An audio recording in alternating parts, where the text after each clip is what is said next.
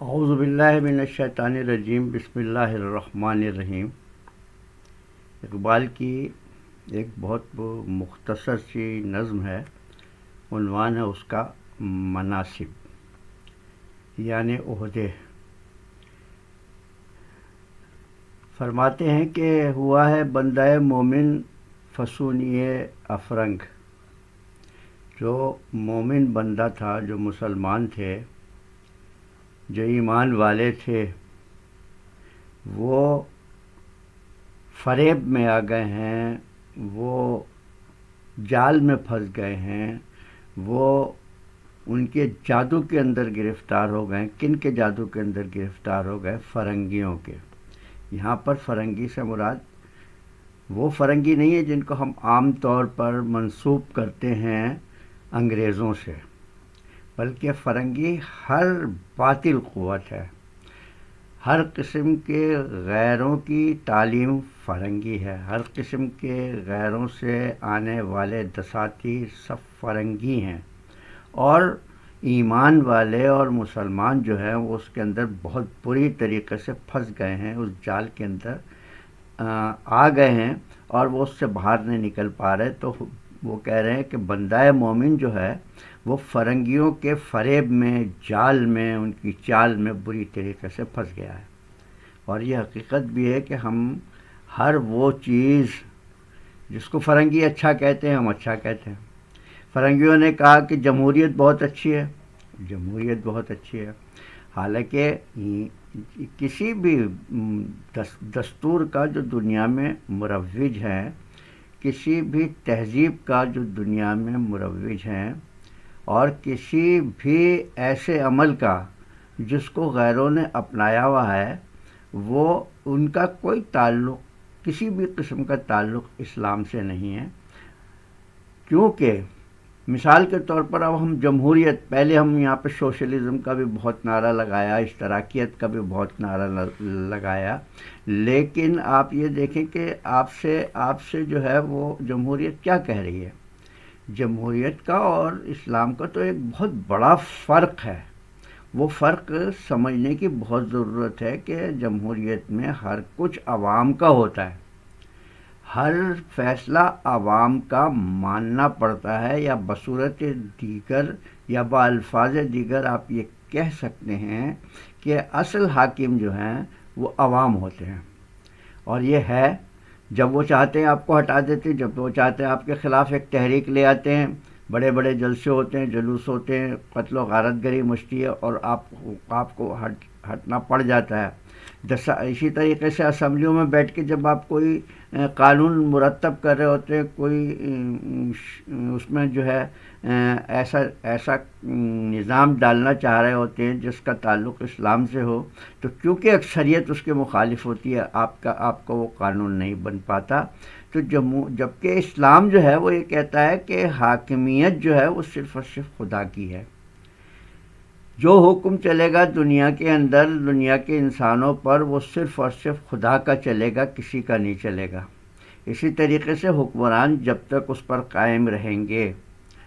اس پر عمل کرتے رہیں گے، اسی کا حکم دیتے رہیں گے، ان کے خلاف کسی بھی قسم کی بغاوت کو بلند کرنا، ان کو ہٹانا، یہ اسلام کے اندر اس کا کوئی تصور موجود نہیں ہے۔ تو جمہوریت اور اسلام کا تو کوئی ایک دوسرے سے تعلق ہی نہیں ہے، لیکن کیونکہ ہم ٹریپ ہو گئے، کیونکہ ہم اس کے جال میں پھنس گئے ہیں، تو ہم یہ سمجھتے ہیں کہ ہمارے تمام مسائل کا حل، ہماری تمام رنجشوں کا حل، ہمارے تمام جو ہے بنیادی ضرورتوں کا حل جو ہے وہ جمہوریت کے اندر موجود ہے، لیکن ایسا نہیں ہے۔ تو اقبال کہہ رہے ہیں کہ بندہ مومن جو ہے وہ پھنس گیا ہے، اس کے جال کے اندر پھنس گیا ہے، اس کی جادوگری کے اندر آ گیا ہے۔ اسی سبب سے قلندر کی آنکھ ہے نمناک۔ تو وہ کیوں رنجیدہ ہے؟ پھر ایک قلندر جو ہے، جو صحیح اسلام پہ چلنے والا ہے، جو اللہ تعالیٰ کے احکامات کو مان کر اس پر عمل کرنے والا ہے، جو اللہ تعالیٰ کے احکامات پر عمل کروانے کے لیے کھڑا ہوا ہے، اس کی آنکھ اسی لیے نمناک ہے کہ یہ مومن جو ہے اس کو کیا ہو گیا ہے؟ وہ کیوں اپنی اصل راہ سے بھٹک گیا ہے؟ اللہ کے دین کو نافذ کرنے کے عہد سے مکر گیا ہے، یا اس کی جدوجہد سے وہ پیچھے ہٹ گیا ہے۔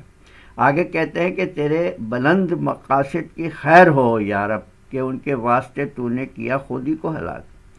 تیرے بلند مقاصد ہیں، تو وزیر بن جائے گا، تو سفیر بن جائے گا،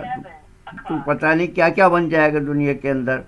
کیونکہ فرنگی والا نظام جب آپ اپنائیں گے تو پھر اسی طریقے سے ساری چیزیں ہوں گی۔ آپ دیکھ لیں،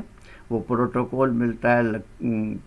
100 گاڑیاں جو ہیں وہ ساتھ چل رہی ہوتی ہیں، کیونکہ یہ طریقہ ان کا ہے۔ ہمارے تو جو خلفاء گزرے ہیں وہ تو سر کے نیچے اینٹ رکھ کر اور ایسی مٹی کے اوپر سو جاتے تھے، اور لوگ پوچھتے تھے کہ تمہارا خلیفہ کون ہے، تو کہتے تھے وہ جو درخت کے نیچے جو ہے وہ مٹی اینٹ سر کے نیچے رکھ کے سو رہا ہے وہ ہمارا خلیفہ ہے، تو وہ کہتے تھے کہ یہ تو ایک مذاق کرو تم۔ لیکن جب ان کو پتہ چلتا تھا کہ نہیں یہی ان کے خلیفہ ہیں، تو یہ تھا پروٹوکول ان کا،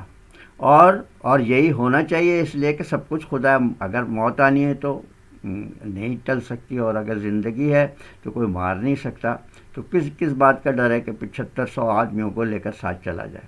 تو وہ یہ کہہ رہے ہیں کہ تو نے اپنی خود ہی کو ہلاک کر لیا، تو نے اپنے آپ کو یہ کہہ کر ہلاک کر لیا کہ بھئی جو نظام ہے وہ یہ بہتر ہے، اپنی ساری چیز، اپنی ساری مرضی، اپنی ساری منشا جو ہے وہ تو نے جو ہے ایک فرنگی نظام کے حوالے کر دی۔ آگے کہتے ہیں کہ مگر یہ بات چھپائے سے چھپ نہیں سکتی،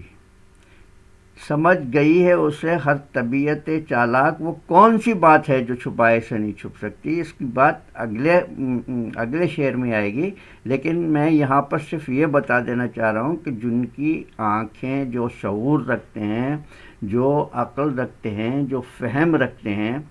جن کو ہر بات کا ادراک ہے، وہ اس بات کو سمجھ چکے ہیں،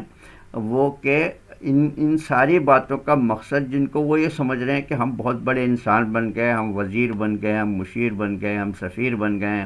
ہم اسمبلیوں کے اندر پہنچ گئے ہیں، ہم صوبائی اسمبلیوں کے اندر بیٹھے ہوئے ہیں، ہم مختلف مشاورتی کونسلوں کی جو ہے ممبر بن گئے یا ان کے سربراہ بن گئے، تو یہ سمجھ رہے ہیں کہ یہ تو بہت بڑا ہمیں مقام مل گیا ہے دنیا میں، دنیا والے ہماری عزت کرتے ہیں، ہماری قدر کرتے ہیں۔ لیکن جو لوگ فہم رکھتے ہیں وہ سمجھ گئے ہیں کہ اصل بات کیا ہے۔ اب اصل بات وہ کیا کہہ رہا ہے کہ شریک حکم غلاموں کو کر نہیں سکتے، خریدتے ہیں فقط ان کا جوہر ادراک۔ یہ جتنے بھی قابل بن جائیں، وہ کتنے بھی مرتبے پہ پہنچ جائیں، اسمبلیوں میں پہنچ جائیں، سفیر بن جائیں، وزیر بن جائیں، سب کچھ بن جائیں، مختلف کمیٹیوں کے سربراہ بن جائیں، اور دنیا کے اندر بہت سارے عہدوں پر بیٹھ کر وہ کام کر رہے ہوں، لیکن حقیقت یہ ہے کہ وہ ہیں غلام کے غلام، اس لیے کہ وہ کسی حکم میں شریک نہیں ہوتے، بلکہ ان کو حکم دیا جاتا ہے تو وہ ویسے ہی کر رہے ہوتے ہیں، یعنی غلام ہیں۔ تو یہ فرنگی جو ہے اس نے اس طریقے سے ان کو جکڑا ہے کہ وہ تو یہ سمجھ رہے ہیں کہ ہم بہت قابل ہو گئے، ہم بہت اعلیٰ عہدوں پر پہنچ گئے، ہم دنیا کے لحاظ سے ہم ایسی جگہ پر پہنچ گئے کہ جہاں سے بھی ہم گزرتے ہیں لوگ ہمیں سلام کرتے ہیں۔ لیکن وہ اس بات کو سمجھ نہیں رہا ہے کہ بھائی جس نے آپ کو اپنا غلام بنا کے رکھا ہوا ہے وہ آپ کو صرف حکم دے رہا ہے،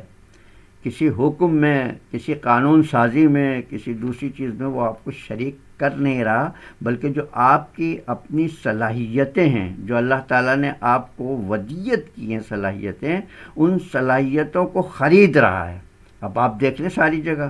آپ بہت بڑے انجینئر ہیں، آپ کو خرید لیا گیا کیونکہ آپ کو تو معاوضہ ملتا ہے، آپ بہت بڑے عالم ہیں، لیکن آپ کو خرید لیا گیا کیونکہ آپ کو اس کا معاوضہ ملتا ہے، اور آپ معاوضے کے اتنے عادی ہو گئے ہیں کہ معاوضہ کہ کوئی ایسی بات کر نہیں سکتے جس کی وجہ سے آپ کی نوکری چلے۔ سب نوکر بن گئے، سب غلام بن گئے اور غلام بن کے زندگی گزار رہے ہیں، تو وہ اپنے تئیں تو یہ سمجھ رہے ہیں کہ وہ بہت بڑے انسان بن گئے۔ لیکن فرنگی نے ایسی تعلیم دی ہے، ایسا لوگوں کی عقلوں کے اندر ایک بات بٹھا دی ہے کہ اگر تمہیں کچھ بننا ہے، کوئی زندگی کو بہت سنوارنا ہے، تو پھر تمہیں صرف اور صرف غلام بن کر رہنا پڑے گا، اور تم ہمارے کسی حکم میں شریک نہیں ہوگے، بلکہ ہم حکم دیں گے اور تمہیں اس حکم پر چلنا ہوگا، ورنہ تمہاری جو ہے وہ زندگی جو ہے وہ برباد ہو کر رہ جائے گی۔ اللہ تعالیٰ اقبال کے اس بات کو لوگ سمجھیں اور اس پر غور کریں، تو اس کے علاوہ اور کچھ نہیں ہے کہ ہم بربادی کی طرف جا رہے ہیں۔ ہم حکمرانی کی طرف نہیں جا رہے، ہم غلامی کی طرف جا رہے ہیں، ہم آزادی کی طرف نہیں جا رہے ہیں، ہم قید کی طرف جا رہے ہیں۔ اور یہ قید ہمیں کہاں لے جائے گی، یہ کوئی سوچنے کے لیے، سمجھنے کے لیے تیار نہیں ہے۔ اسی پر میں بات کو ختم کرتا ہوں۔ وما علینا الا البلاغ المبین۔ اگلی نشست میں پھر انشاءاللہ کسی اور نظم کے ساتھ حاضر ہوں گے۔